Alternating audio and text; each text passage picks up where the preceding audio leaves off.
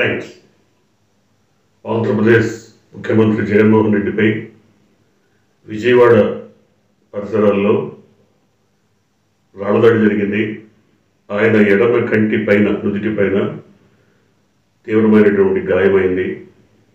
ఆయన పక్కనే ఉన్నటువంటి మాజీ మంత్రి వెల్లంపల్లి శ్రీనివాస్ కూడా గాయమైంది. విజయవాడ పరిసరాల్లోకి జగన్మోహన్ రెడ్డి యాత్ర ప్రారంభమైనప్పటి నుంచి విజయవాడ అంతటా కూడా ప్రజా వెల్లువ, ప్రజలు తండోపతండాలుగా ఊహించని విధంగా ఆయన యాత్రలో పాల్గొనడంతో అక్కడ విజయవాడ తమ అడ్డాగా భావించినటువంటి వాళ్ళు, విజయవాడ తమ సొంతంగా భావించినటువంటి వాళ్ళు, విజయవాడలో మరెవరి ఉనికిని సహించలేనటువంటి వాళ్ళు రాళ్ల దాడికి పాల్పడ్డారు. ఆయన అంత గాయమైన ప్రాథమిక చికిత్స తీసుకున్న తర్వాత యాత్రను యథాతథంగా కొనసాగించారు. ఆయన ఎక్కడ మొక్కవోని ధైర్యంతో, మనోనిబ్బరంతో మళ్ళీ యాత్రను కొనసాగించటమే చెప్పుకోవాల్సినటువంటి అంశం.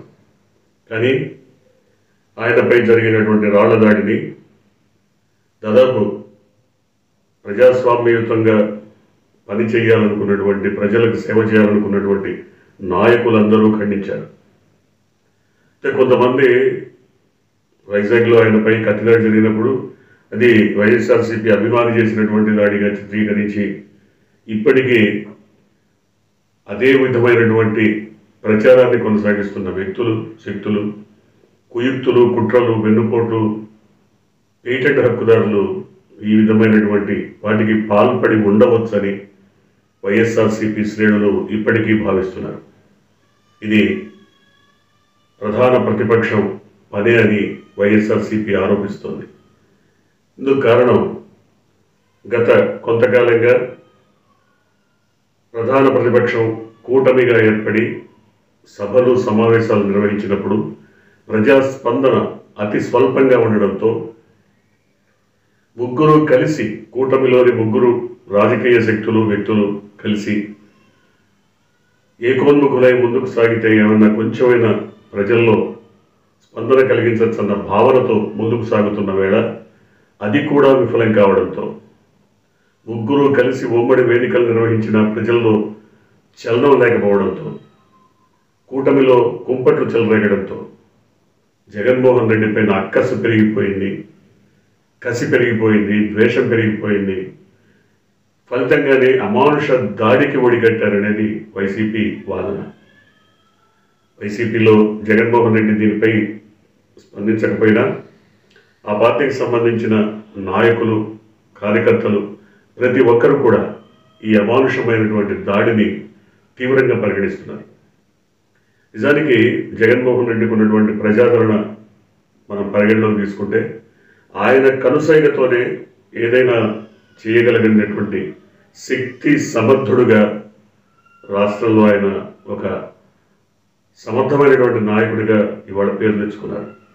కానీ ఆయన ఎక్కడ కూడా తనపై విమర్శలు చేస్తున్నా, కువిమర్శలు చేస్తున్నా, తన కుటుంబాన్ని నిట్ట నిలువుగా చీల్చిన, తన రక్తపంచుకు పుట్టిన సోదరే తనపైన అనుచితమైన వ్యాఖ్యలు చేస్తున్నా ఎక్కడ తొడకలేదు, బెడకలేదు, అనుచితమైన మాట ఒక్కటి కూడా మాట్లాడలేదు. అవతల ఒక జుట్టు పోలిగాడు, జుట్టు ఎగరేస్తూ జగన్ నువ్వెంత, నీ బతుకెంత, నిన్ను పాతాళంలోకి తొక్కుతా జగన్, ఈ విధమైనటువంటి మాటలు, ఇవే కాదు ఇంకా చాలా చాలా దుర్మార్గకరమైనటువంటి మాటలు. ఇవన్నీ ప్రజల్ని రెచ్చగొట్టేటువంటి పరిస్థితి ఉంది. ఈ విధమైన సంభాషణలు, కుయుక్తులు, కుట్రలు జగన్మోహన్ రెడ్డి ఎప్పుడూ చేయలేదు. ఆయన తనదైన శైలిలో తను చేసిన పనులను ప్రజలకు వివరిస్తూ మరొక్కసారి అవకాశం ఇవ్వమని అర్థిస్తున్నారే తప్ప ఎక్కడా కూడా ప్రజలకు లేనిపోని విషయాలు చెప్పి, అబద్ధపు వాగ్దానాలు చేసి, హామీలు ఇచ్చి వాళ్ళని ఏమార్చి బుట్టలు వేసుకొని మరొకసారి అధికారంలోకి రావాలని అనుకోవట్లేదు. ఇప్పటివరకు చూస్తున్నాం ఎవరు ఏ రకమైన వాగ్దానాలు, హామీలు ఇచ్చి ప్రజల్ని మభ్యపెట్టి ఓట్ల కోసం వెంపర్లాడుతున్నారో తెలుస్తోంది. కానీ జగన్మోహన్ రెడ్డి గత నెల 26, 27 తారీఖుల నుంచి ప్రారంభించినటువంటి మేమంతా సిద్ధం బస్సు యాత్ర దిగ్విజయంగా సాగుతోంది. నిర్విరామంగా దిగ్విజయంగా సాగుతున్న బస్సు యాత్రలో ప్రజల స్పందన, ప్రజల ఆకాంక్షల మేరకు ఆయన పాలన సాగిన తీరుపైన వారి యొక్క స్పందన, వారి అభిప్రాయాలు ఇవన్నీ కూడా ప్రస్ఫుటంగా కనబడుతున్నాయి. ఇవే కాదు, దాదాపు జాతీయ మీడియాతో సహా జాతీయ మీడియాలోని అనేక ఛానళ్లు, అనేక సంస్థలు చేసినటువంటి సర్వేలతో సహా జగన్మోహన్ రెడ్డి అప్రతిహత విజయాన్ని ఎవరు ఆపలేరని స్పష్టంగా చెబుతున్నటువంటి పరిస్థితుల్లో ద్వేషం, అక్కసు, అసూయ రగిలిపోతున్నటువంటి వాళ్ళు ఈ రకమైన దాడికి పాల్పడ్డారని చాలామంది భావిస్తున్నారు. కారణం, జగన్మోహన్ రెడ్డి పైన దాడి చేయాల్సిన అవసరం వేరే వాళ్ళకి ఎందుకుంటుంది? ఎవరికి ఉంది?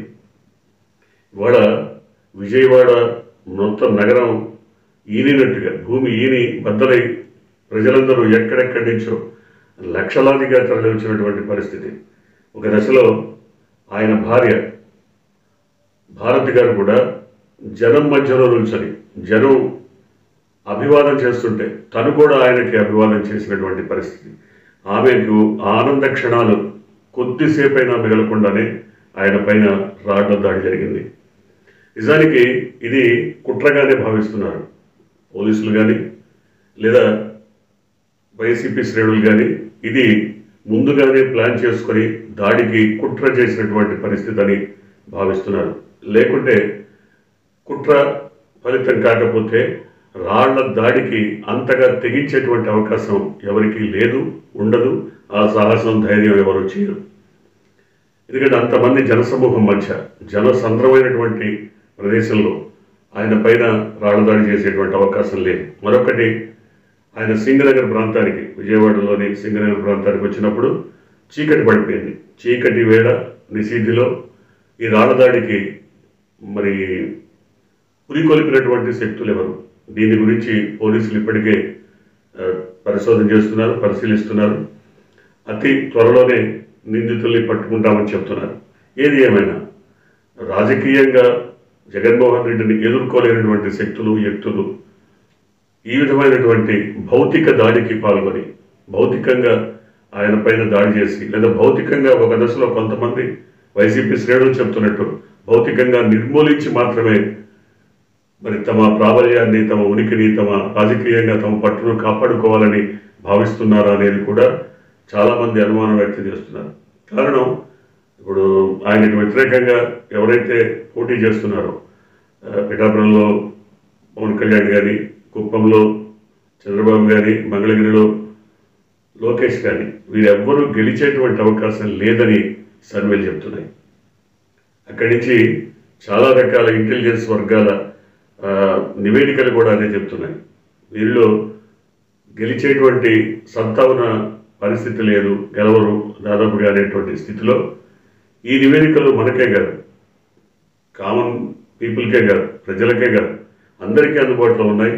వీటిని ప్రతిపక్ష కూటమి కూడా దాదాపుగా చూసే ఉంటుంది. చూసే ఈ రకమైన నిర్ణయానికి పాల్పడ్డారేమో అనేది ఒక అనుమానం. ఏది ఏమైనా ప్రజాస్వామ్యంలో ప్రజలకి చేరువై ప్రజా సేవ చేయడం కోసం ముందుకొచ్చేటువంటి నాయకులు ఈ విధమైన చర్యలకు పాల్పడటం అనుచితం, నిజంగా సహించదాని విషయం. నాయకులే పాల్పడ్డారా? నాయకులు ప్రేరేపించారా? ఎవరు పాల్పడ్డారు? ఎవరు ఈ రకమైనటువంటి దుశ్చర్యకు మరి పూనుకున్నారు? ఇది తెలియాల్సినటువంటి అవసరం ఉంది.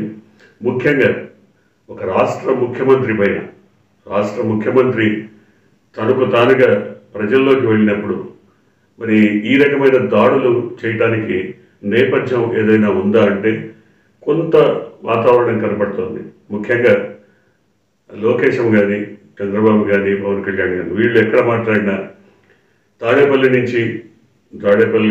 ఇంటి నుంచి ఆయన బయటికి రావడానికి బస్సులు వాడుతున్నారు, తెరల మధ్య కూర్చుంటున్నారు, బయటికి రావట్లేదు, తాడేపల్లి పిల్లి భయపడుతున్నాడు, ఈ రకమైన వ్యాఖ్య.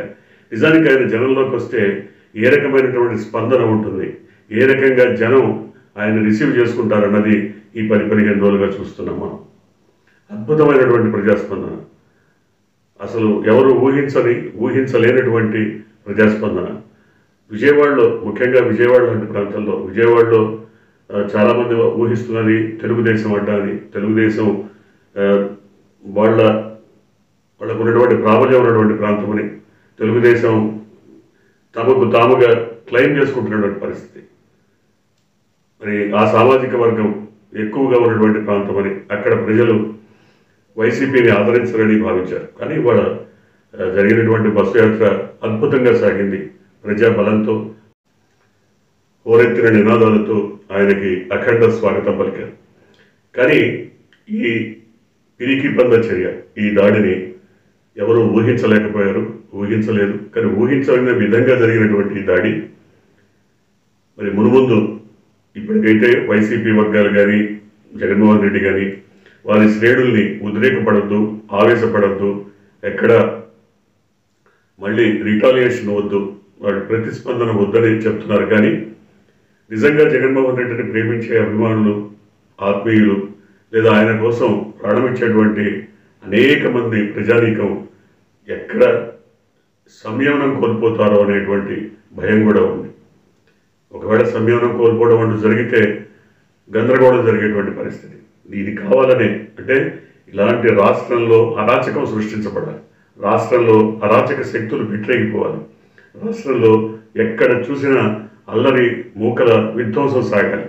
అప్పుడు రాష్ట్రపతి పాలన రావాలి, జగన్మోహన్ రెడ్డిని పక్కకు పెట్టాలి, చంద్రబాబు నాయుడు కళ్ళు అప్పుడు చల్లబడతాయి. ఇది మొదటి నుంచి వేసుకున్న ప్లాన్, ఇప్పుడు కొత్తగా వచ్చింది కాదు. జగన్మోహన్ రెడ్డి అధికారంలోకి వచ్చిన మొదటి రోజు నుంచి కూడా ఆయన పాలనను అనుక్షణం అడ్డుకుంటూ, ప్రతి క్షణం ఆయన ముందుకు సాగకుండా చేస్తూ, కోర్టు కేసులు మరొకటి మరొకటి మరొకటి, లేఖలు రాష్ట్రపతికి, ప్రధానమంత్రికి, అవసరమైతే ఇంకెవరికో పుతిన్కి, ఇంకా బైడెన్కు, ఇట్లాంటి వాళ్ళకు కూడా రాసినటువంటి దౌర్భాగ్యకర రాజకీయాలు చేసిన ప్రతిపక్షం ఇప్పుడు ఈ రకమైన నీచ కృత్యానికి పాల్పడిందా అనే అనుమానం ప్రతి ఒక్కరిలో కలుగుతోంది. నిజానిజాలు తేలాల్సి ఉంది. ఏది ఏమైనా జగన్మోహన్ రెడ్డి పైన జరిగినటువంటి దాడిని ప్రతి ఒక్కరూ ఖండిస్తున్నారు. చూద్దాం రాబోయే రోజుల్లో ఏం జరగబోతుందో.